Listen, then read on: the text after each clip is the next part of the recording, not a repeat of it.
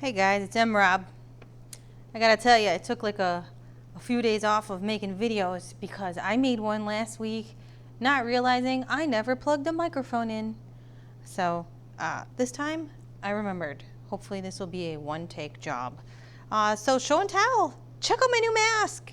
I ordered it just in time for, okay, Halloween is coming up, but I love the movie Elf.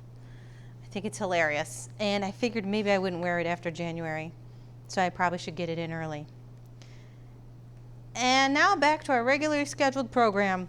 We're going to go back and review place value, and I'm going to use place value to teach you some new stuff too, because when you find patterns, you learn new things. So let's go fill in the words first. We have the this is just a random number. It's a random number that I'm going to ask you to read when we're done. And you can't read the numbers without knowing the place value. So the decimal separates the whole numbers from the parts. So the first spot is the tenths place, and then it's the hundredths.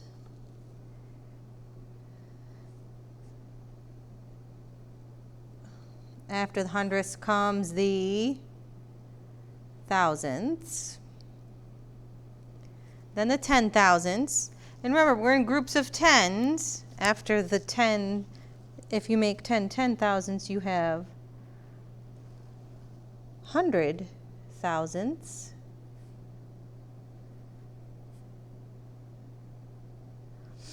And after you have 10 100,000ths, that means you have millionths.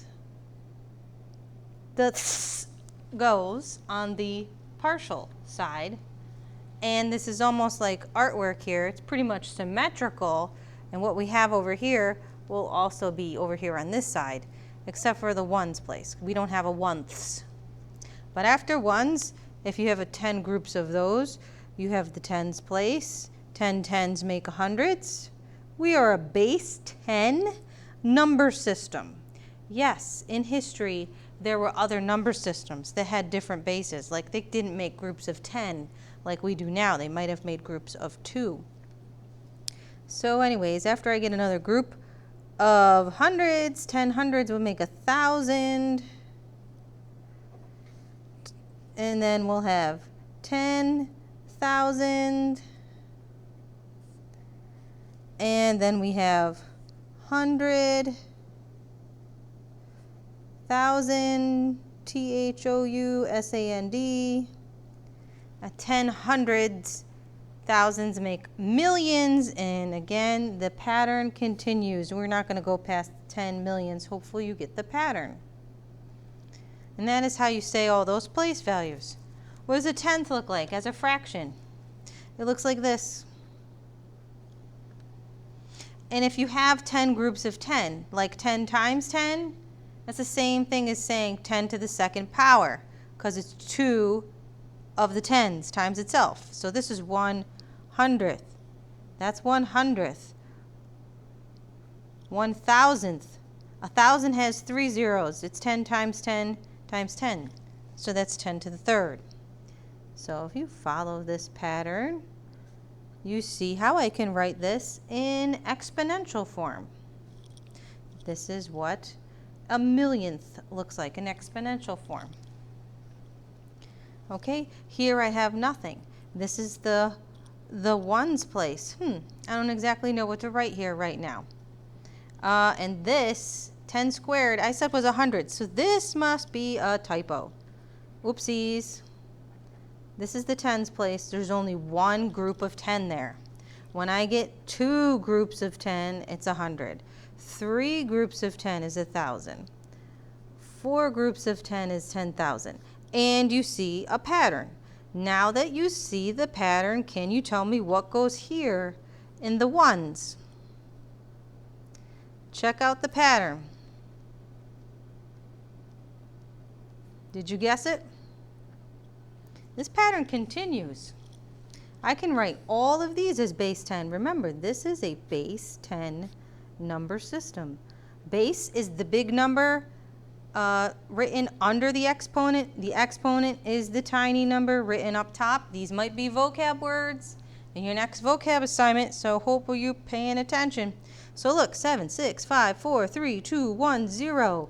Negatives.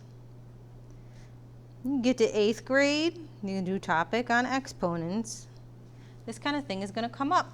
You can understand now, when you're on the 8th grade topic of exponents, why a 10 to the negative 1 is the same as a 1 over 10 to the positive 1. Why a 10 to the negative 2 is the same as a 1 over 10 to the positive 2. So that's a little future knowledge there, mixed in with old knowledge, and the pattern taught me the new stuff. Okay? So this number right here, you read it with the place value. 52,468,901. This is the only time you say and, is when there's a decimal. 128,945 millionths. Okay? And I wrote it out right here. What I just said is written out right there. Now we're going to practice rounding. Rounding is a very common mistake done by students in middle school all the way through high school. And it would really stink to have a complete problem right and only get it wrong because you rounded wrong. So let's practice this. You have to know your place value to round, because if I say round to the 10th place, you have to know where that is, and you have to underline it. So I'm going to underline it. Then I'm going to look next door. This is how they said it in elementary school. Look next door. If 5 or more, raise the score. 4 or less, let it rest. And we're going to truncate it. We're going to cut it off. I'm going to truncate it, cut it off. My video froze. Stop freezing, video. Okay, so it's 4 or less. We're going to let it rest. This is the approximate symbol. I hope you're writing this down. Anything I write, you write. Approximate. It looks like an equal sign because it's like equal. It isn't equal, it's like equal. So the 14 stays 0.0. Now, is 14.0 the same as 14? Yes, it is, but this is a significant digit that shows me you rounded to the 10th place, so you need to put that 0 there. Okay? Then you're going to do the other one on your own, and you're going to come back and put the check your answers. The next one is round to the 100th place. 10th, 100th. That would be this 5. You've got to underline it. Look next door. If 5 or more, raise the score. If it's not, it's 4 or less, we're going to let it rest. So, and we're just going to cut this off. We're going to truncate it. So it's 123 and 5 thousandths. Capiche? Okay, we're going to round to the ones place. Listen carefully. Many people do not realize when I say round to the nearest whole number, it's the same as round to the ones place. And we got to recognize that because a lot of people forget it. Round to the nearest whole number is round to the ones place. The ones place is here. I look next door. If it's 5 or more, I raise the score. 4 or less, I let it rest. I let it rest at what? What's there, but you don't see it? It's zero, or 0 in English. Okie dokies. All right, go try these. Come back and check your answers. Pause the video. How'd you do? You see how I starred this one? Because if you look next door, 5 or more raise a score, you raise a 9 into a 10. 10 is not a digit. It doesn't fit. So you can put the 0 there and carry the 1 over to the next place value. So your answer is 164.0. Notice I wrote the 0.0 to show that I went to the 10th place.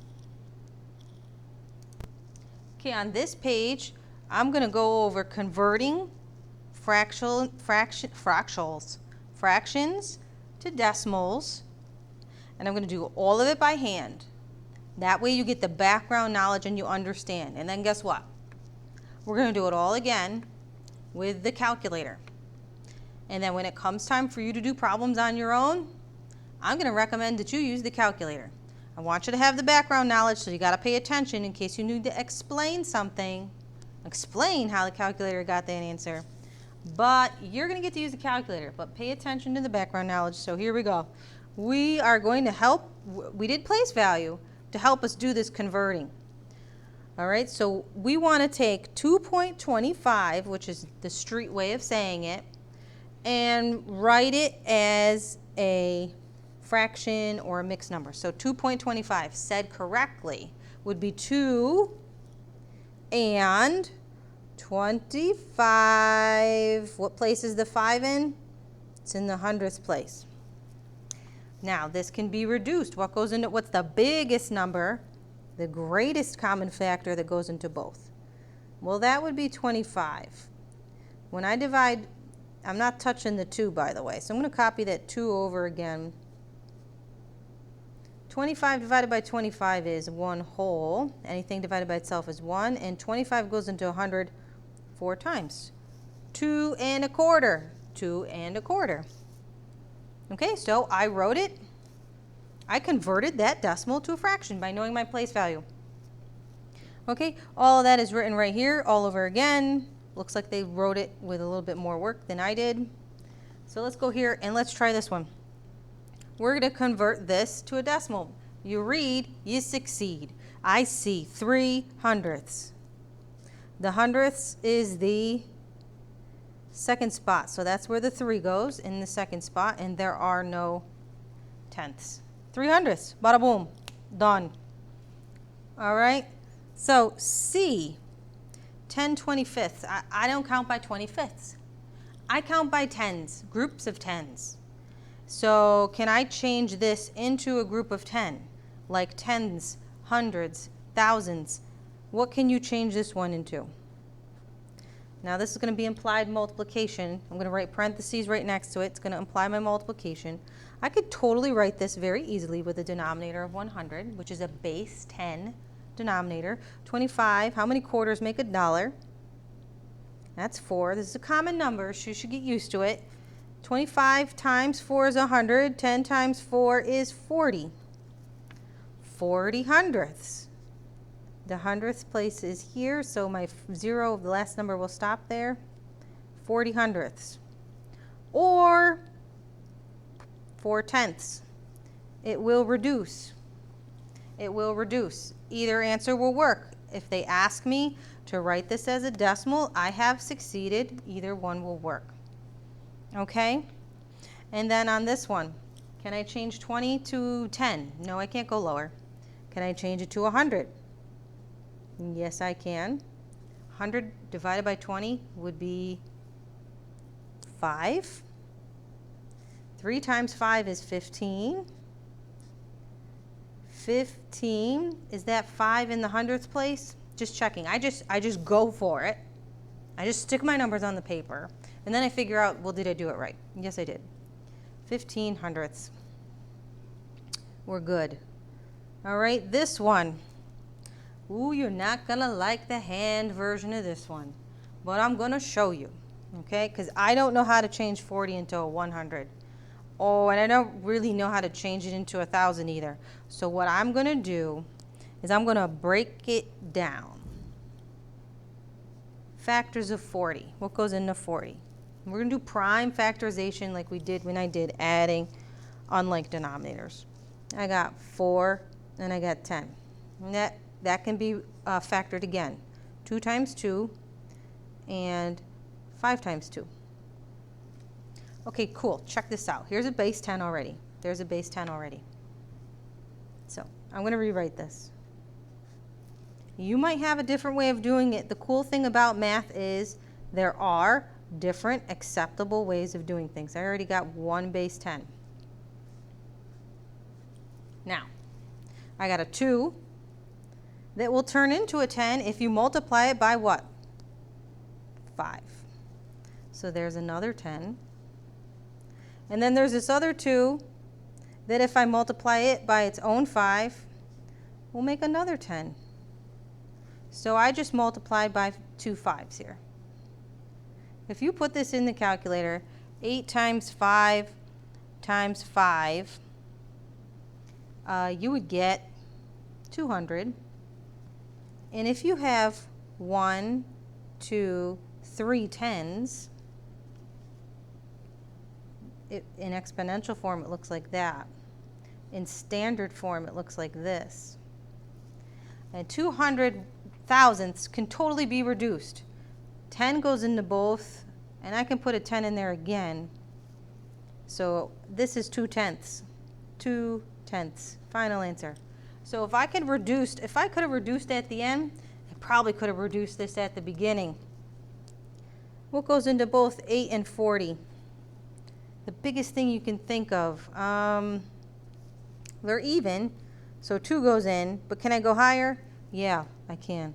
4 goes in. 8 divided by 4 is 2. 40 divided by 4 is 10, and that would have got me to the answer faster. And you probably would have liked that more. But I liked going over factoring and this cool missing factor part. Okay, so we're going to do this again. And we're going to do it all with the calculator. So, check it to wreck it, let's begin. 3 hundredths. If you make your calculator look identical to your paper, it will make your life easy. And then this is what I call the magic button. Anytime you see triangles, it's for changing. That is the magic button, which I always go to first to see if it will do whatever it is I want it to do. That's why I call it magic, even though it's not. It's a computer program with an algorithm, very much like what we just did. So I'm going to put the work down. I used this button, and it came out 3 hundredths. If I do it again with the 10 25ths, it will also work. And then I'm going to teach you another way that works. We can take the next one. And you got to try this. Your fingers aren't going to remember something if you don't try it. There's a fraction decimal button. It's right here. Anytime it's green, I press green. So you can press the second table, which is the fraction to decimal back and forth button. See this? It's going to say it right there on your calculator. Fraction decimal or decimal fraction, it doesn't matter.